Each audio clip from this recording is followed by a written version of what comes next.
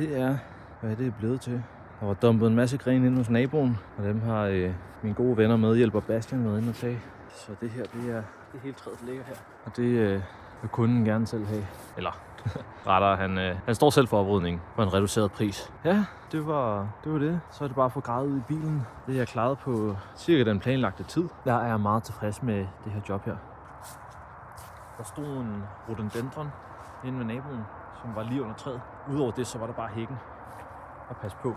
Men jeg lykkedes at få smidt alle grenene rundt om rhododendronen. Så det er kun hækken, der er blevet trykket en lille smule nogle steder. Men den kan man rejse igen, og så vokser den sammen på meget kort tid, og så ligner den sig selv igen.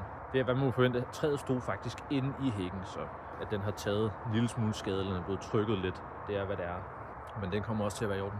Men det er et godt job. Jeg er meget tilfreds. Det håber jeg også, at kunden er.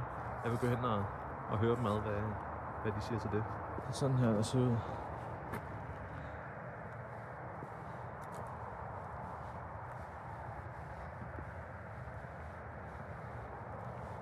Ja, jeg tror jeg altså godt lige, at vil køre en lille rive over igen her, fordi... Tak for jeres tid. Alle er glade, jeg er glad.